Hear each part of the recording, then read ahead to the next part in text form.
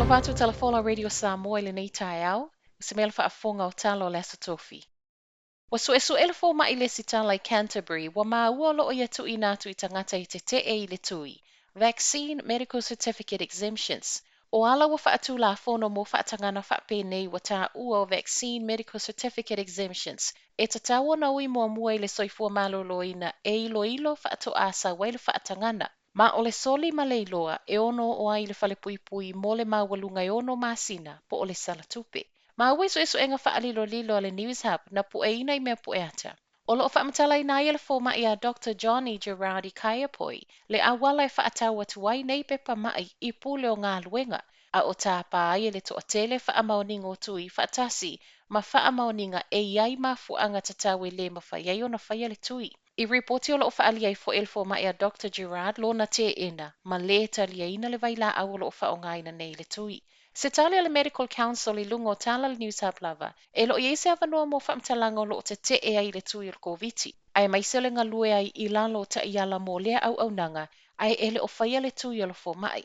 A oso eso e ai ele whaamalo lo o le sitala, ma va aia fomai I tono le atunuu, o le fo I wanga I ai le work safe, ai mai se o le matanga luenga le soifua maloloina.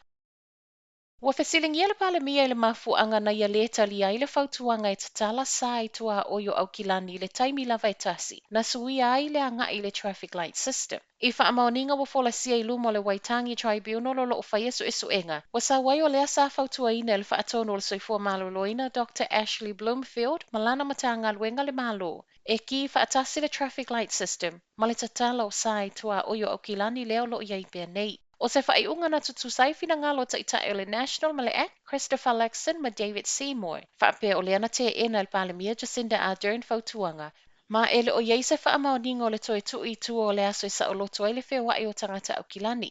Ua lea o ngatasi e fo I lea ma le manato o le whaatonu sili. O le ua maua lunga le pasene o tangata ua mai a Faia tui. I le tali mai al palemia na ia te ena whaamtalanga e na te le ia mana ia ina fautuanga. Ma ele fo I le malo le Faia lava o lana whaaiunga. Fesoasoani al minstyle Corviti Chris Hipkins na ia ta ua le na o le fautuanga le soifua maloloina e whaao atu I le malo. E iei fo isi manatu whaao atu e va ai iai. I luma le Parliament's Health Select Committee na ta ua ia Dr. Bloomfield pe tusa ma le se fulu pasene o fautuanga le matanga luenga e le o muli ta ia le kapineta. E le mafai ona faasa fanau aoga I le aini tui mai aoga, tusa lava pe anga vaa I le tui. A o fe ese ai ai manatu o tangata I polo a inga o lo faamalo si ai le tui.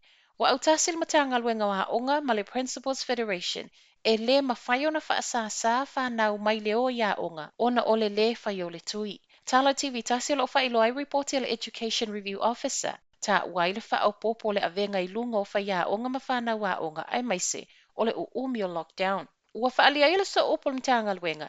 E lo I se tūlanga whaapea ma e le tatau fo I ona tāpā fua whaamaoningo tui mo whanau aoga.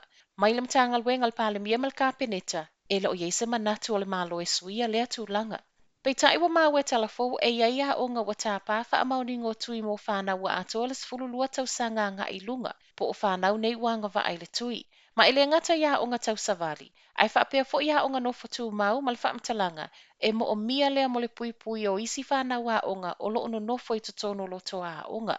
Mai le Principals Federation, o le whaasasa o whanau mai aoga ona o le whai o le tui, wa a fia ai a tatau, ma e le mawhai e se aoga no polo ia le whaasa o whanau le aini tui o mai le aoga I le tausanga a sau.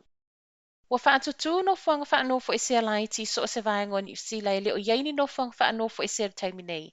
Ina ne I le mawhai ona faanofoesea tangata I o lātou ainga. A o anga I atu le taimi pisi o ta whaonga e maise le toe tatalo o tua o yo au kilani le vaesa fou. O lewa pisi le te leo pūlenga wha le soifua maloloina I tu malo e leo iaini whale faanofoesea le taimi nei. Na o le lua motel units wa tu ese Queenstown.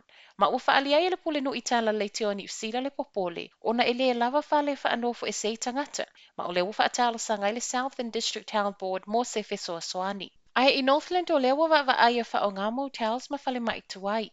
O le tele o nofoaga laiti ua tapena nei e le o faalawi lo faalawa I tele mo le puipuiga o case faamaoni o le anga I fale nei e nonofo ai. Vanga nai nei pia o lea ua faailoa le afa o ngale Kennedy Resort. Ua fautuaina foʻi latou o le afe o mo tafaoga ia sofiafia e lava tapena I masks faapea sanitizer. Tala mulimula le taeao, ua awina atu Niu Sila le vaale ami Solomona e fesoasoani a o tau mafai pea e saili se file mu o lea malo. Ripotia tala le FBC o lea faaiʻuga ua awina atu ai le vaale ami e leʻi faalawi loa aloa ia mai le malo po o le militeli. Peitaʻi o lea nalu e se atu ma aukilani le po le asogafua o le vaiaso nei. Ma le aumalaga e 20 faatasi ma le helikopa. I ripoti o le taunu o le vaale nei a Niu Sila o le aia faauauina ai pekolo lo faia nei e le vaaau se talia. I se talalata mai leo ma le ami a Niu Sila na muamua e le vaiaso taluai, o loo file mu le taulanga I honiara e ui I nisi o tala na sawe ono toi vevesi tagata Solomona I le vaiaso nei. Tala na o le taeao, manuia nei aso.